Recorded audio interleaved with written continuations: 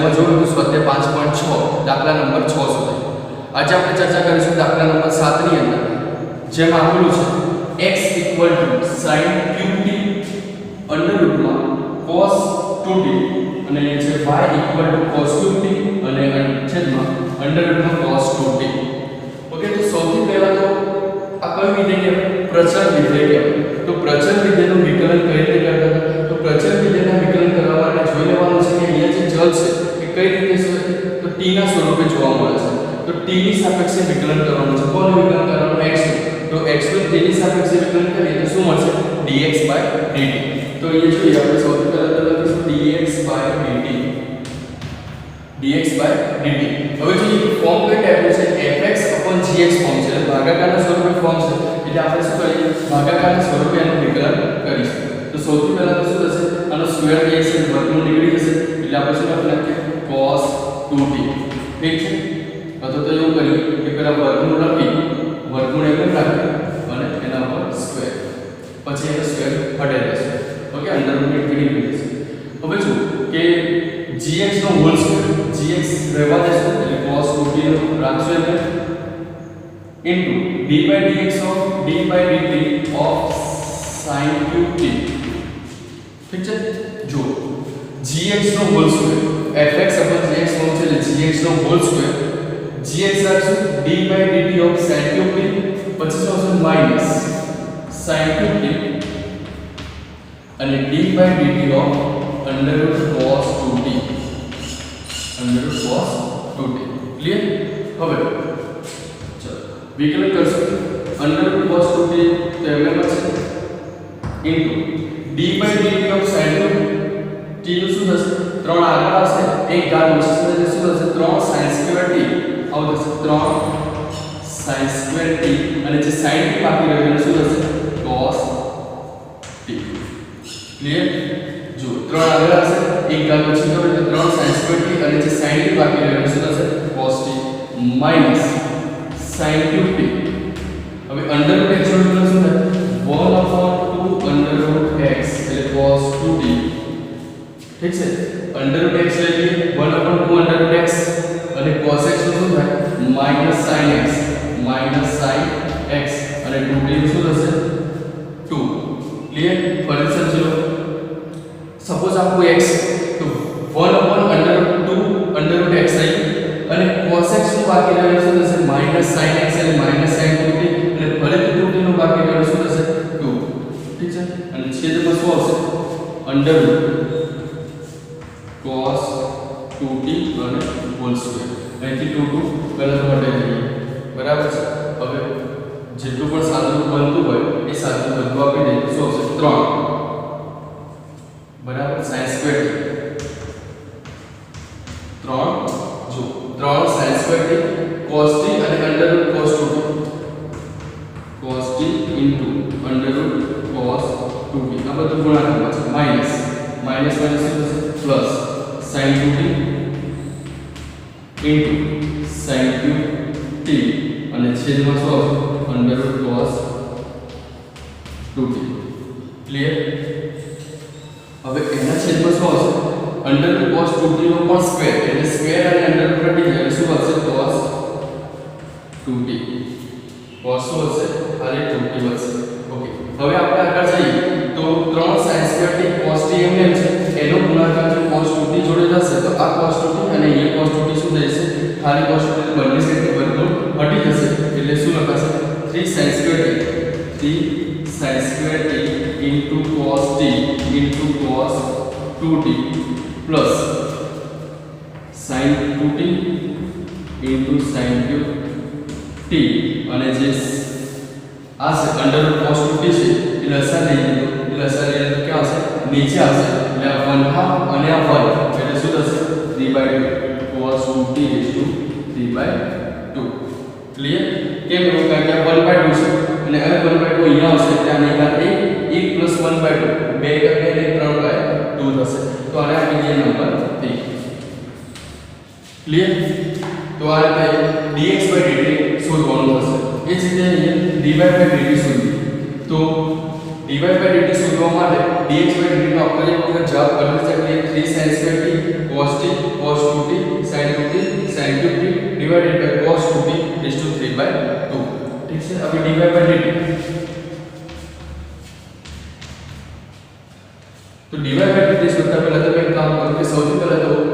dt એવું તમારે જોયું બરાબર એટલે ખ્યાલ આવી જશે કે dx dt માં કોઈ પ્રોબ્લેમ હોય તો ખ્યાલ આવે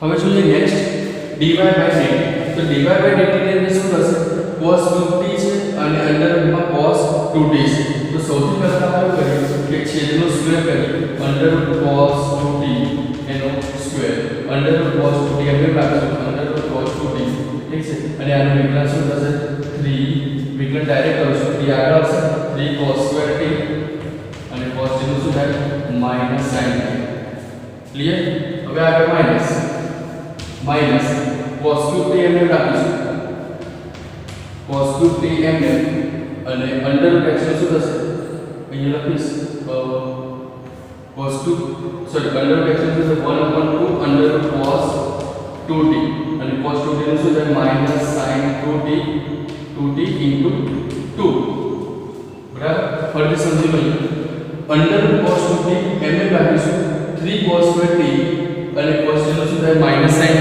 માઈનસ cos 2t એમને રાખીશું અંડર રૂટ x એટલે અંડર રૂટ cos 2t નું શું થશે 1/2 cos 2t નું બાકી રહે એટલે થશે માઈનસ sin 2t અને 2 બાકી રહે તો 2 બની શકે શું થઈ જશે ડોટ થઈ જશે એટલે જવાબમાં આવશે એટલે શું વધશે અંડર રૂટ cos 2t 3 અને આગળ માઈનસ છે બાકી એવું લખી નાખીએ માઈનસ અને 3 પર લખી નાખીએ તો 3 तो 3 माइनस आई बराबर cos t cos square t અને into sin t cos square t into sin t હવે માઈનસ માઈનસ શું થશે plus cos 2t sin 2t cos 2t sin 2t અને એના છેદમાં શું હતું અંડર રૂટ cos 2t એના છેદમાં સ્ક્વેર અને વર્ગમૂળ મળી જશે શું વધશે cos 2t વધશે ક્લિયર હવે જો અંડર રૂટ cos 2t લસા દે અહીંયા ગુણાશે એટલે શું વધશે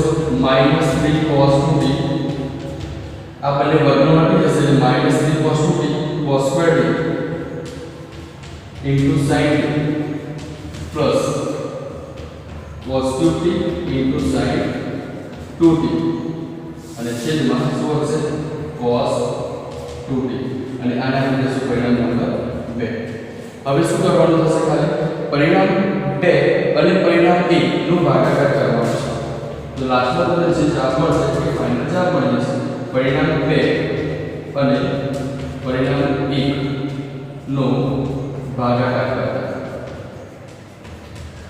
કરવાનો એટલે શું મળશે આપણને dy by dx મળશે તો તમારે શું થશે કરવાનું dy by dx શોધવા માટે dy by dt નો જવાબ અને dx by dt આ બંનેના જવાબને શું કરશો ભાગાકાર કરશો એટલે સૌથી પહેલા તો જો cos 2t અહીંયા પણ શું થશે અંડર રૂટ cos 2t છે અહીંયા cos 2t છે તો રેસ ટુ 3/2 આવી જશે રેસ ટુ 3/2 તો બંને તો આગળ નીકળી જશે છેદ તો છેદ નીકળી જશે એ સિવાય પણ જેટલા પણ પ્લસ માઈનસ થતું હોય કે પ્લસ થતું હોય એડિશન કરો સબટ્રેક્શન કરો અને લાસ્ટમાં જે વધશે એ તમારો અહીંયા શું મળશે dy by dx નો જવાબ તો આપણે એ રીતે ગણતરી કરવાની છે કે દાખલા નંબર 7 ની અંદર પહેલા તો જોવાનું dx by dt પછી શોધવાનું dy by dt પછી dy by dt નો જે પણ આન્સર મળે અને dx by dt નો જે પણ આન્સર મળે તો ભાગાકાર કરવાનો રહેશે નેક્સ્ટ વિડિયોમાં ચર્ચા કરીએ આગળના સમસ્યા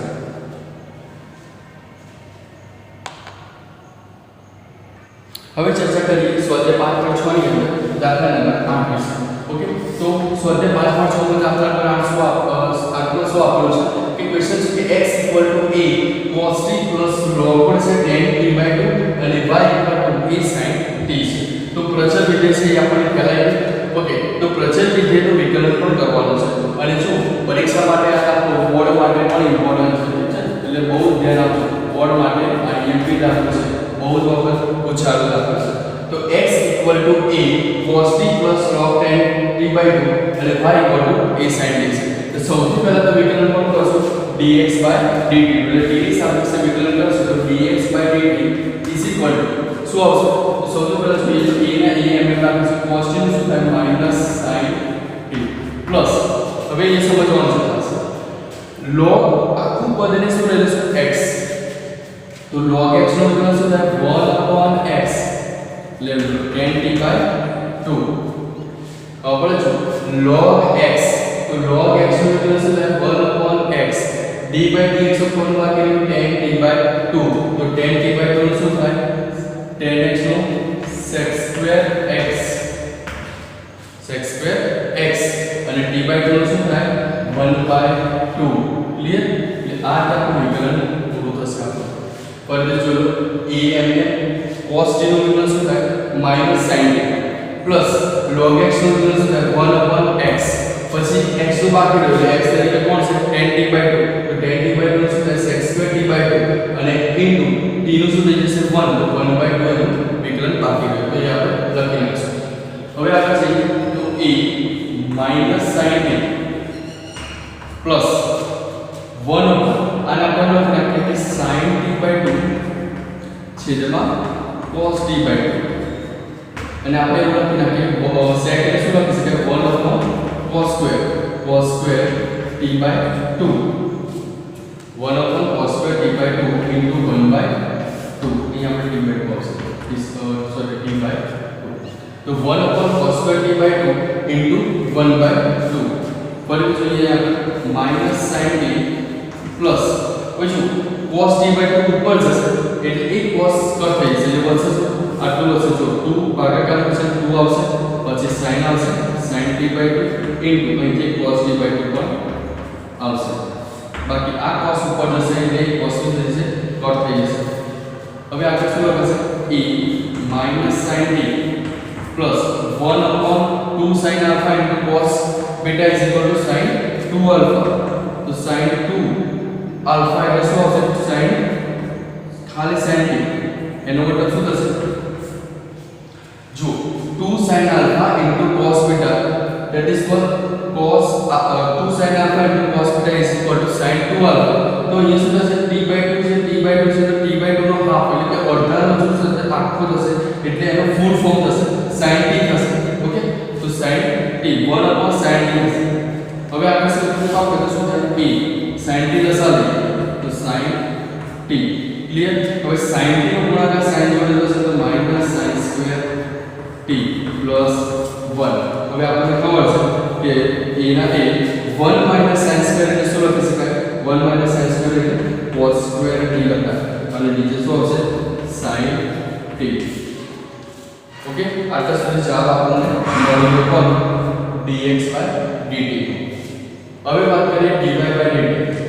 તો dy/dt is equal to a ના a cos sin t નું શું થશે cos t. આ પરિણામ નંબર 2. હવે જો પરિણામ 2 આપણે લખી નાખીશું પરિણામ 2 અને પરિણામ 1 પર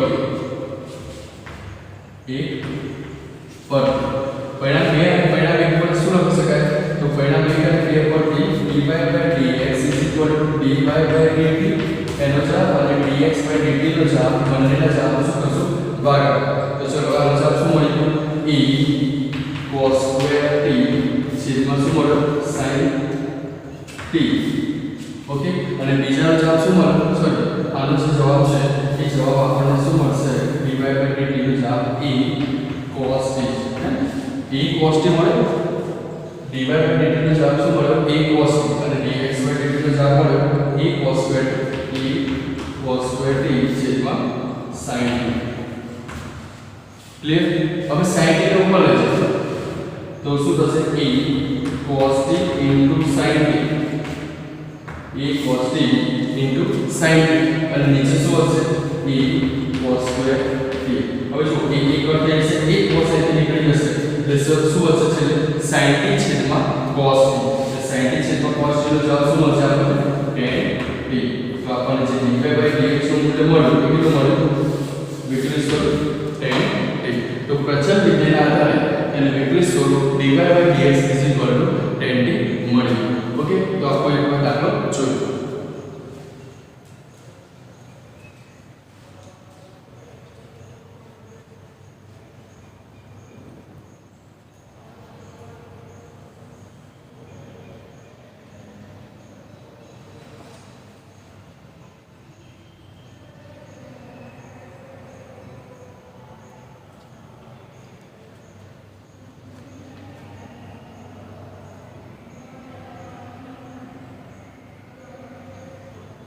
હવે આપણે ચર્ચા કરીએ સ્વાધ્યાય 5.6 એની અંદર દાખલા નંબર 9 વિશે.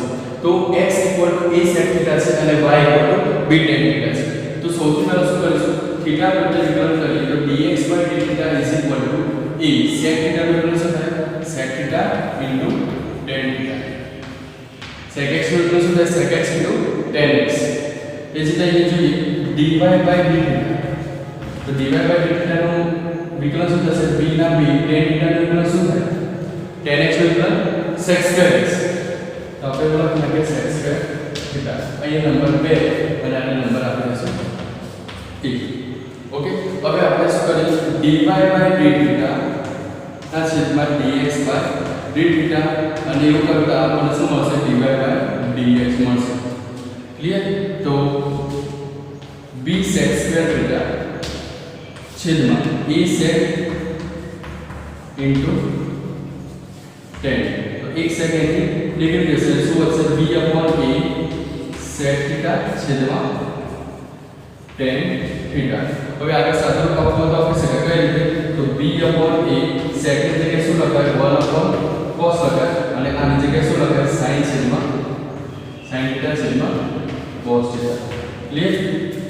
હવે cos ને જ્યારે ઉપર લઈ જઈએ તો શું થઈ જાય cos cos કટ થઈ જશે એટલે b upon a 1 upon શું વધશે sin θ અને b upon a 1 upon sin હોય તો શું લખાય b upon a 1 upon sin એટલે cos θ. ક્લિયર? તો આ પણ એક ઇમ્પોર્ટન્ટ દાખલો છે પરીક્ષા માટે. તો આ રીતે પ્રચલ વિધેય વિકલિત ગણતરી સાથે b upon a cos θ આવશે. ક્લિયર? તો નેક્સ્ટ વિડિયોમાં ચર્ચા કરીશું આગળના દાખલા વિશે. Thank you.